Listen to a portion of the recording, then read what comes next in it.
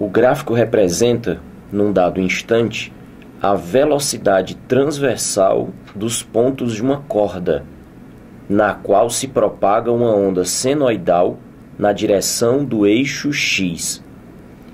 Primeira coisa para se prestar atenção é que se diz que o gráfico representa a velocidade transversal dos pontos da corda. A velocidade de propagação da onda na corda é 24 metros por segundo. Sejam A, B, C, D e E pontos da corda. Considere para o instante representado as seguintes informações. A frequência da onda é 0,25 Hz. Os pontos A, C e E têm máxima aceleração transversal em módulo. Os pontos A, C e E têm máximo deslocamento transversal em módulo. Todos os pontos da corda se deslocam com velocidade de 24 metros por segundo na direção do eixo X. Quer que diga quais são as informações corretas? Bom, a primeira coisa para analisar aqui é o fato de, apesar de o gráfico apresentado ter o formato de uma onda periódica, mas ele não representa o formato da corda na passagem da onda num certo instante. É um gráfico da função horária da velocidade dos pontos de oscilação transversal da corda. Então, quando se fala oscilação transversal da corda, é lembrar que quando uma onda, um pulso de onda, percorre uma corda, você tem cada ponto da corda oscilando no MHS. E aí, então, eu queria que a gente lembrasse quais são as características de um ponto oscilando em MHS. Olhe na tela. Representando oscilações como no oscilador massa-mola, observe o movimento do bloco que constitui o oscilador massa-mola. Aqui eu estou mostrando a oscilação começando com a mola alongada no extremo da oscilação. Ora, se a mola aparece alongada, significa então dizer que há ação da força elástica, e se esse deslocamento é o deslocamento máximo, significa então dizer que a mola está alongada ao máximo, a força elástica que atua aqui também está no seu valor máximo. Se a função da força elástica é produzir aceleração, nesse extremo, a aceleração tem o seu valor máximo. Em contrapartida, se é o extremo da oscilação, o bloco está parado, o que significa dizer que a sua velocidade é zero. Daí então, observando a continuidade do movimento, nós temos o bloco sendo acelerado até o centro da oscilação. O detalhe é que o centro da oscilação representa exatamente a posição onde a mola não está esticada e nem comprimida, onde a ação x igual a zero. Consequentemente, não há mais ação de força elástica nesse instante. Força igual a zero. Consequentemente, se não há força, não há aceleração. Então, repara o que acontece no MHS. Quando você provoca, de início, o alongamento da mola, quando a mola é esticada e fica maior do que o seu tamanho natural, o bloco naquela posição acumula energia potencial elástica. Por isso que ele sai do repouso e entra em movimento. Como a mola está muito alongada, muita energia e muita aceleração. E o bloco, sendo posto em movimento, ele parte do repouso e, sob a ação da aceleração da mola, da força elástica, ele vai ganhando velocidade cada vez mais. O detalhe é que a gente tem aí comportamentos diferentes para a velocidade e para a aceleração. Enquanto que a aceleração atua no sentido da velocidade, isso faz com que a velocidade vá aumentando. Em contrapartida, à medida que o bloco vai se deslocando, ele vai chegando mais perto da linha central do MHS. Nessa linha central é quando a mola não está deformada. Se a mola vai diminuindo a sua deformação, a aceleração vai se tornando cada vez menor. E aí é preciso tomar cuidado nessa interpretação. A aceleração existe e no sentido da velocidade. Então o movimento vai ser acelerado. Mas no MHS não é um movimento uniformemente acelerado, porque a aceleração não permanece constante. Essa aceleração depende da força restauradora do MHS, aqui representado como uma força elástica, porque eu imaginei a oscilação de MHS no oscilador massa-mola, porque eu acho que é a melhor maneira de visualizar. Então, à medida que o bloco vai acelerando, mas ele também vai acelerando cada vez menos. E quando chega nessa posição central, não tem mais deformação na mola e não tem aceleração. Agora, apesar de não haver aceleração e de não haver força resultante, mas o que é que diz a lei de Newton? Se está em movimento, a tendência é permanecer em movimento. E o bloco, então, passa direto em altíssima velocidade, porque na posição central não tem aceleração, mas a velocidade é máxima. Vamos ver o resto do movimento. Sendo, então, máxima a velocidade nessa posição, o bloco passando em alta velocidade tende agora a passar da posição central e, à medida que isso acontece, a mola que antes estava alongada agora passa a se apresentar comprimida. De todo modo, volta a atuar a força elástica, lembrando que ela é sempre restauradora, ou seja, tentando restaurar a mola para seu comprimento original, consequentemente, o bloco para sua posição inicial. Repara que agora nós temos a velocidade por um lado e a força elástica e, consequentemente, a aceleração atuando no sentido contrário da velocidade. O que significa dizer que agora nós vamos ter um movimento retardado. De tanto retardar esse movimento, chega um determinado instante em que a velocidade de fato se anula. É quando a mola vai ter a sua elongação máxima mais uma vez, só que agora tendo sido comprimida. E quando isso acontece, o que é que nós temos mais uma vez? O bloco vai parar de novo no outro extremo da oscilação. Então, se nós temos a amplitude para um lado, nós temos também a amplitude para o outro lado, devido à conservação da energia mecânica.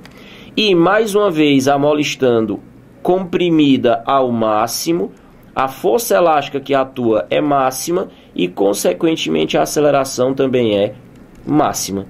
E essa é a característica principal das grandezas: força, velocidade e aceleração no MHS. Quando a velocidade é máxima, a aceleração é nula. E quando a velocidade é nula, a aceleração é máxima. E quando é que isso acontece? Sempre comparar os extremos da oscilação com a posição central. Nos dois extremos, são exatamente os extremos, então são os pontos de inversão do sentido do movimento. E aí volta lá na cinemática. Ponto de inversão do sentido de movimento, velocidade nula. Em contrapartida, ou a mola vai estar muito esticada, ou a mola vai estar muito comprimida. A força elástica é máxima e, consequentemente, também a aceleração é máxima. E aí, o que é que isso tem a ver com a nossa questão? Vamos voltar para o gráfico apresentado? Olhando, então, os gráficos que aparecem, ou que podem ser escritos a partir da oscilação de um MHS, eu queria mostrar aqui o gráfico do deslocamento de cada ponto, correspondendo ao gráfico da velocidade de cada ponto e correspondendo também à aceleração de cada ponto. Repara as correspondências. Deslocamento máximo de um ponto em MHS significa quando o ponto está no extremo da oscilação, no máximo de amplitude. Lá a gente viu que a velocidade é nula e que simultaneamente a aceleração é máxima. Se esse corpo começa a oscilar, e aí nós encontramos então depois esse ponto passando pela posição central da oscilação, na posição central a velocidade é máxima, enquanto que não há força restauradora e a aceleração é nula. Passando direto, continuando a aceleração, esse corpo vai chegar no outro extremo da oscilação. Chegando no outro extremo, vai ter que inverter o sentido de novo, a velocidade volta a ser nula. Entretanto, nos extremos da oscilação, a aceleração é máxima. E isso vai acontecendo alternadamente à medida que os pontos continuam sua oscilação em MHS. Pensando dessa maneira, o que é que nós podemos enxergar para cada um dos pontos destacados no gráfico apresentado na questão? não esquecer que aqui não é a onda passando na corda. O ponto A não é um nó na corda. O ponto B não é uma crista na corda. O ponto D não é um vale na corda. Aqui o que nós temos é a função matemática da velocidade. O ponto A mostra um instante em que a velocidade é nula, e a velocidade é nula nos extremos, o que significa dizer que o ponto A representa o extremo da oscilação. Extremo da oscilação. Ao mesmo tempo em que a velocidade aqui é nula, a gente sabe que a aceleração é máxima. Em contrapartida, esse ponto B, que é representado como um ponto de velocidade máxima no MHS, a velocidade é máxima quando cada ponto no MHS passa pela posição central, pelo centro da oscilação. Se nós fôssemos representar isso em termos de pontos de uma onda na corda, o extremo são os ventres, que podem ser ou cristas ou vales, enquanto que o centro representa o nó da onda. E, sucessivamente, nós temos a mesma interpretação para o ponto C, que é mais um ponto de velocidade nula, o que significa dizer que ele representa um outro ponto chegando no extremo da oscilação, que pode representar um ventre,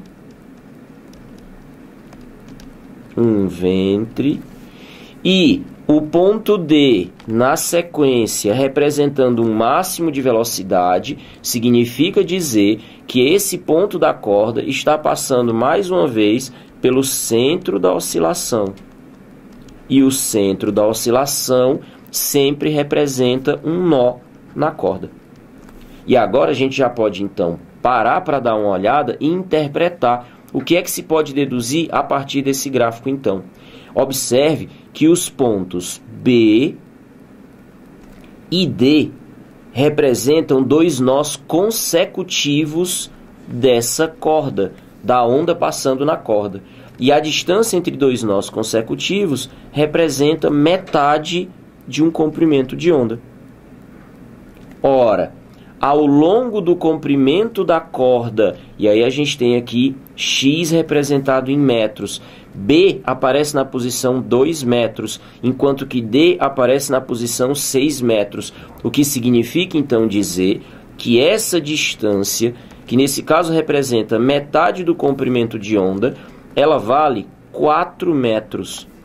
Então nós podemos deduzir que o comprimento da onda na corda vale, nesse caso, 8 metros.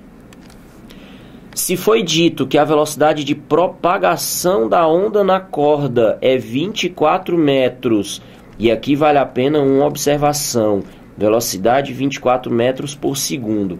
Repara que quando você tem a corda esticada e gera um pulso de onda na corda, você vai ter a energia passando de um ponto para outro na corda, a velocidade com que essa energia se transporta de ponto a ponto, é a velocidade de propagação da onda, e essa onda significa que cada ponto da corda vai subir e descer alternadamente de acordo com a frequência de passagem da onda. Então nós temos a velocidade de propagação da onda e a velocidade transversal de oscilação dos pontos na corda.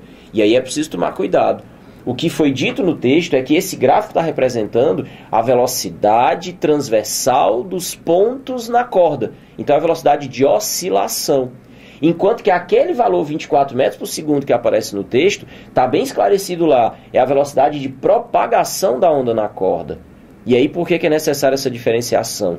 Quando a gente lembra a equação fundamental da ondulatória, o V igual a lambda F, esse V não é a velocidade de oscilação dos pontos, não é a velocidade transversal, não é a velocidade de cada ponto no MHS, é a velocidade de propagação da energia ponto a ponto. Vamos ver o que dá para descobrir? Lembrando então de V igual a lambda vezes F, nós podemos descobrir a frequência de oscilação dos pontos na corda. 24 é a velocidade, 8 é o comprimento de onda, F é a frequência, o que vai dar uma frequência de 24 dividido por 8, medido no Sistema Internacional, isso vale 3 Hz. O que já invalida, pelo que eu posso ver aqui, a primeira afirmação, que diz que a frequência da onda é de 0,25 Hz. A frequência, como a gente viu, é de 3 Hz. A segunda afirmação diz que os pontos A, C e E têm máxima aceleração transversal. Ora, o ponto A, nós vimos que é um ventre, o ponto C é ventre, e o ponto E também chega a ser um ventre na oscilação dos pontos no MHS que passa pela corda. Nos ventres nós vimos que a aceleração, a velocidade mostrada no gráfico é 0, e sempre que a velocidade é 0, a aceleração do MHS é máxima. E o que está dito exatamente na afirmação 2 é que esses pontos têm máxima aceleração transversal. Então, essa afirmativa 2 é considerada verdadeira. A afirmativa 3 diz que esses mesmos pontos A, C e E têm o máximo deslocamento transversal. E, de fato, é isso que são os ventres. O máximo deslocamento igual à amplitude de oscilação. Enquanto que a afirmativa 4 diz: todos os pontos da corda se deslocam com velocidade 24 metros por segundo na direção do eixo X.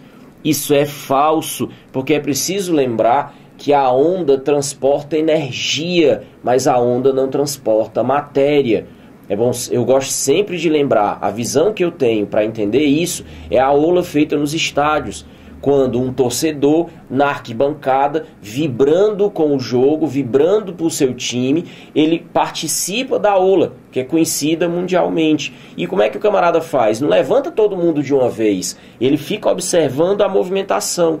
Quando a pessoa do lado dele levanta os braços, ele aguarda, e no momento em que ela vai baixando os braços, ele levanta também. E quando ele vai abaixando os braços, a pessoa do seguinte levanta os braços e assim sucessivamente. Ou seja, a energia da torcida vai passando de um torcedor a outro, mas leva um tempo nessa passagem.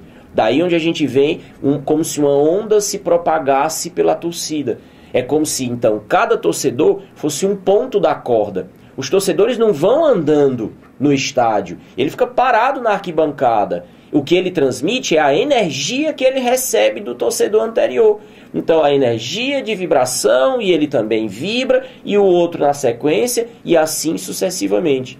Então, uma onda não transporta matéria, uma onda transporta energia. A velocidade de propagação de 24 metros por segundo ao longo do eixo X da corda, da onda, representa a passagem de energia e não os pontos da corda que vão se movimentando. Senão a corda se desintegraria. Por isso que essa alternativa 4 é falsa. Vamos agora então marcar a resposta correta? Juntando então o que nós descobrimos que são verdadeiras apenas as afirmações 2 e 3, nós teríamos que marcar a resposta correta, alternativa C de casa. E aí vale a pena pontuar para finalizar que na hora da prova, se a gente não toma muito cuidado e olha para essa figura que foi mostrada e interpreta isso como sendo a corda propriamente dita, a gente ia pensar tudo ao contrário da interpretação que a gente fez. Porque então, quando eu olhasse para esse ponto A, eu veria um nó na corda. Quando eu olhasse para o ponto B, eu ia imaginar aquele ponto B como um ventre. E ficaria exatamente tudo ao contrário do que a gente interpretou. Porque é preciso tomar cuidado na interpretação das grandezas cinemáticas do MHS. Nos extremos, velocidade nula, aceleração máxima. E no centro, velocidade máxima e aceleração nula. Ok?